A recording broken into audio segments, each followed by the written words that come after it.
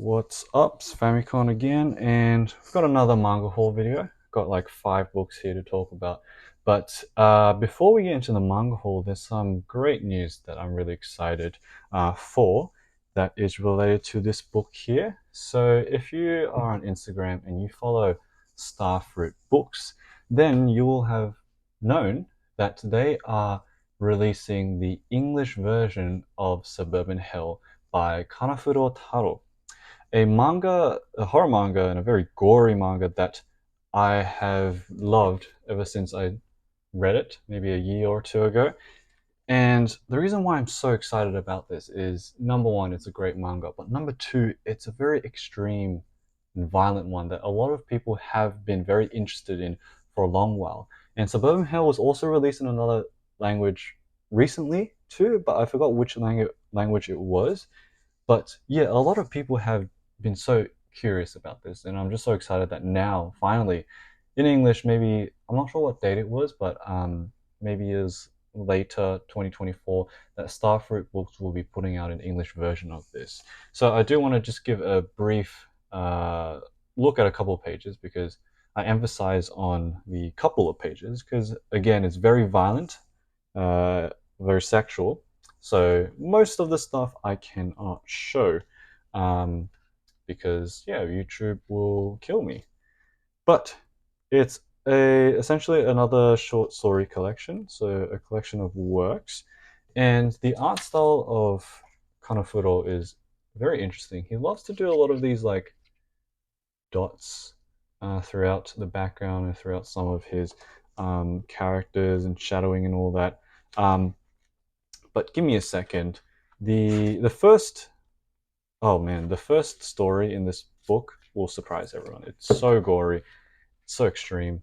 But yeah, I will show off some of the pages that aren't too explicit, just to give you guys an idea and get you guys excited for the release because I'm excited. I have, I already have this, but I'm going to get the English version just because it's so, to me, so monumental.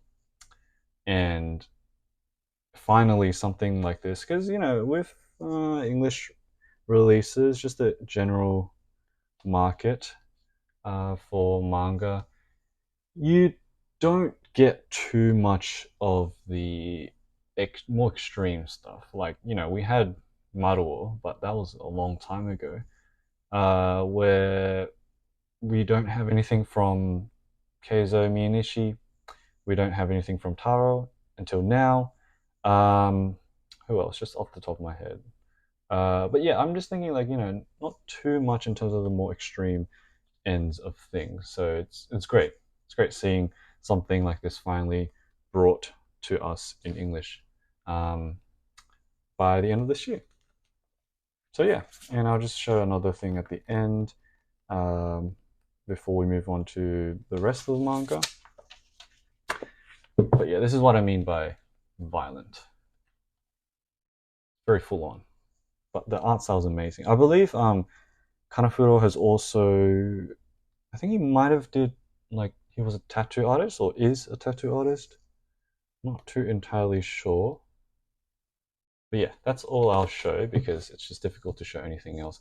But keep a lookout for that and follow Starfruit Books. Support them because the work that they put in to bringing over amazing manga, and not just Starfruit Books, any of the more independent and smaller manga publishers that are bringing all these cool manga into the Western market. Shout out to them. They're doing an amazing job. So please support them, go buy their books, and it's just great. It's a fun time, when everyone starts talking about, cool releases in the alternative manga world. It's just a fun time. But yeah, that was some news I was very excited about. Now we'll get into the rest of the manga haul. So I've got 4 more books to go through. And this first one here, I know, last time I said I wanted to read. This is, by the way, by Nerunodaisuki. Um, and last time I showed off one of his books as well. I think it was Ie Meguri. I still haven't read that. I've just been so busy. So every time I do want to say, yeah, I'm going to get into it. I will read it. I do want to, but it's just time. No time. But this is his most recent release, his tankobon release. This is called Hyon Koto. Translates to something like, oh, just from my knowledge, like that Hyon thing. I don't know what Hyon means. But this one is a gigantic book. Um, well, actually, have I shown this before? I don't know if I've shown this before on the channel. Oh, who cares? Either way, if I've shown it before, then some more content, even if it's repeated. More of a look into the book for those who are interested in Nerunodaisuki. So Nerunodaisuki does amazing, amazing works of art in his manga. His art style is extremely detailed, delicate. His characters are mainly these cat people that go on adventures, do very random things, but his art style is absolutely amazing. But this book, yeah, is I think 300 pages in total. 300 pages of, like, look at this. This, by the way, this little short story here was in Kus, the Japan edition. My very first exposure to Nerunodaisuki, maybe a year ago, half a year ago. But this entire book just filled with his detailed art for a price that is like very, very reasonable for such a big book and for such quality in his stories and his art style was very, very reasonable. Like, I think it was super, super worth it. And as I like to say, even if you don't read Japanese, just getting this for like the visuals of everything, so worth it. But yeah, he loves to do these things. His sort of style is juxtaposing his simple characters, you know, the simply designed cat characters with very wacky and I've seen this face before. Very wacky situations. They're exploring really weird places, meeting weird creatures, giant ant car things. Like, there's so much going on. Seems like they're having a race. Oh, and I should have shown at the start the table of contents. So here are the stories. Inside, yeah, 300 pages. Just pure, just pure entertainment. So fun. Because I would describe, yeah, a lot of his stories are like fun, very random, weird, strange. Look at the detail of that too. We've got like a cat bird character. Okay, this is very new. This is the first time I've seen a person, like an actual human, drawn in his works. Everything has just been, you know, these cat characters. This is the first time I've seen a human, which is really cool. Very monumental. I feel like I've seen this grandpa before. This cat with the giant eyes. But yeah, I really recommend Nerunodaisuki. Like, if maybe one day if someone picks this up, like any English publishers out there looking for just some weird, wild, crazy, whimsical manga, look at Nerunodaisuki because his stuff is amazing. This was only published, I believe, last year. Yeah, 2023 December. So late last year. As soon as I saw this, I pre-ordered it straight away. And it came quite quick. So yeah, that's Hyon no Koto by Nerunodaisuki. Okay, so let's move on. I think my second video on this channel, I showed off some Keizo Miyanishi, and today we're back again with some more Miyanishi. So this one is roughly translated to a story about flowers on your head, or the story about the flowers on your head, someone's head. And this is a hardcover book. Very cool design on the front and back, got yellow, green, and orange, the obi. And I flicked through this before, and it's not as erotic or sort of vulgar as, well, not, I don't mean vulgar in a negative way. I mean, it's just very, you know, sexual. Because Miyanishi has done quite a lot of sexual stuff, erotic stories, but this one here is not too erotic at all. So I'm not sure what the actual story is for this one, but yeah, I did a flick through. Most of the pages are pretty fine to go through, which I'm happy about because we need a lot of like the other works that he's done. You know, more erotic, so I can't show too much of them on YouTube. But this one here, very reasonable, very reasonable. Oh, let me just go through. Here we go, that's better. But yeah, Miyanishi is a favorite of mine. I've only read one tankobon so far. I think it was called Esther. That one was definitely more erotic compared to this one. But this one seems pretty tame, but very, very interesting. I'm not too sure. I believe this might be all connected, as in like it's one story, focusing on one character, that sort of thing. But it seems like it's like supernatural stories, fantasy related, that sort of thing. But Miyanishi also is very skilled with his psychedelic art. Like he can do a lot of crazy patterns and visually stimulating artworks in a lot of his stuff. So I reckon he's a master at that. But yeah, this seems like more of a supernatural story, and here is the cover. That's the cover of the book, and this is the original art.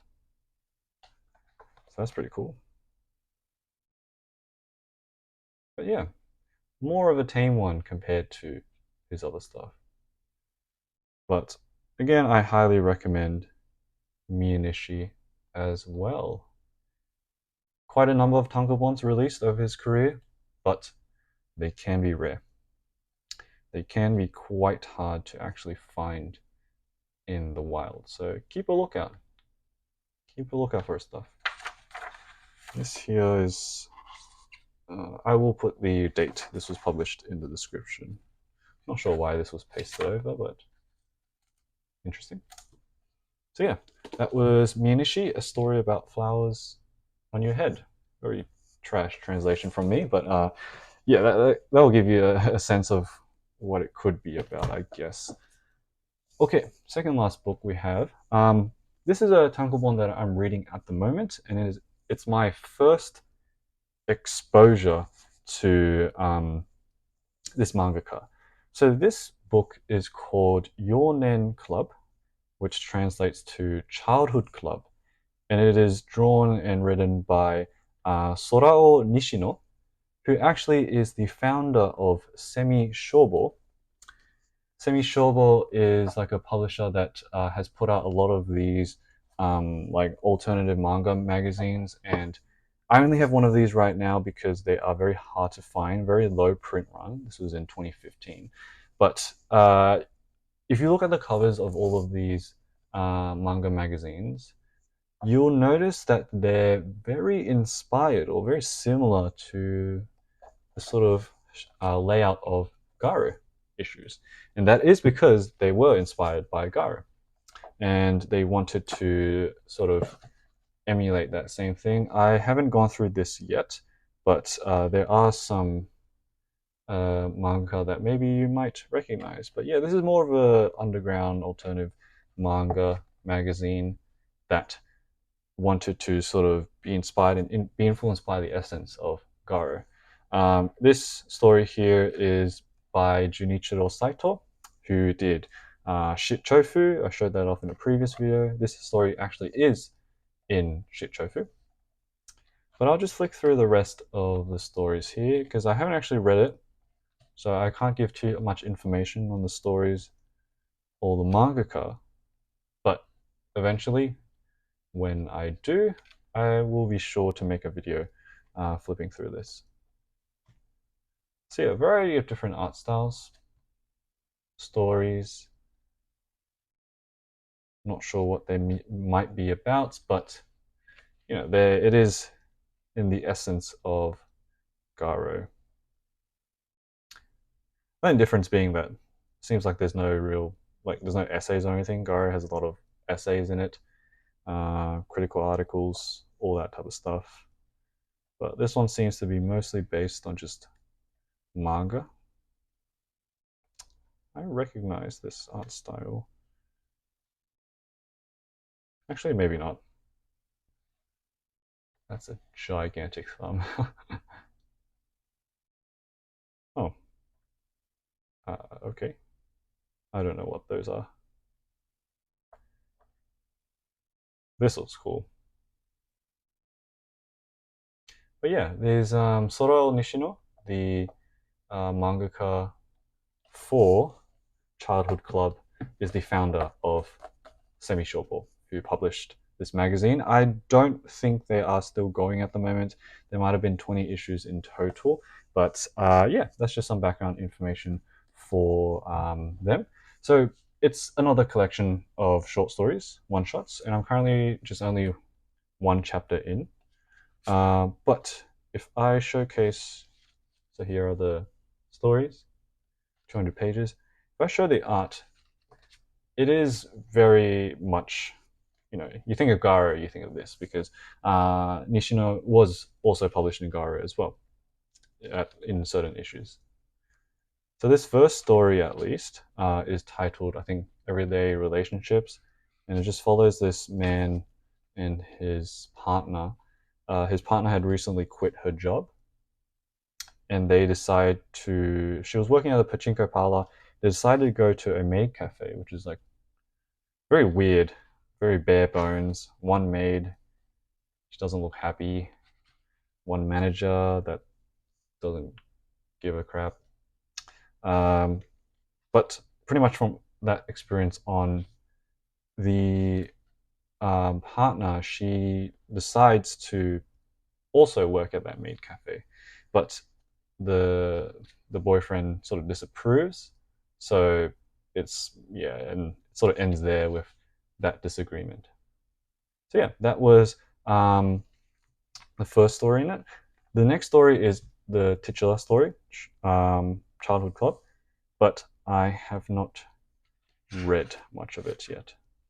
So I'll just do a flick through of it. Love the art style, quite simple, but at the same time does remind me of, Shinichi Abe or Oji Suzuki at times, but more simple. Looks very interesting. My sort of thing. Why does this remind me of like a Tsuge Yoshiharu panel from Nejishiki? Not the Nejishiki story, but there's a story in Nejishiki. Just had a similar looking panel. This also gives me very Yoshiharu vibes for some reason. But yeah, I'm not sure if Nishino has put out any other tankobons, maybe one or two others, but this was the only one I found, at least, from him. But yeah, this is my current read at the moment. Trying to do one story every day, but we'll see how that goes. But yeah, a lot of them look like mainly centering on like daily life, that sort of thing. And we've got a thing at the back, and oh, I didn't realize this was in here. Oh yeah, I think so. This one on the top, this book here is okay. Yeah, this is the other one. So it's a combination. So this book, I think that says Kibun, has works from both Shinichi Abe and Nishino together. That's an interesting one because I haven't seen that sort of thing before, where you have a tankobon with both, like two mangaka in them. But I believe, yeah, this was published in 2012, so a long while ago, more than 10 years ago, more than a decade ago. But yeah, so that was all that I planned for today. Nishino Semi Shobo, Miyanishi, the amazing Nerunodaisuki, and of course, the anticipation for Suburban Hell in English by Starfruit Books. So yeah, I hope you guys enjoyed this one. I will see you guys in the next video. Bye.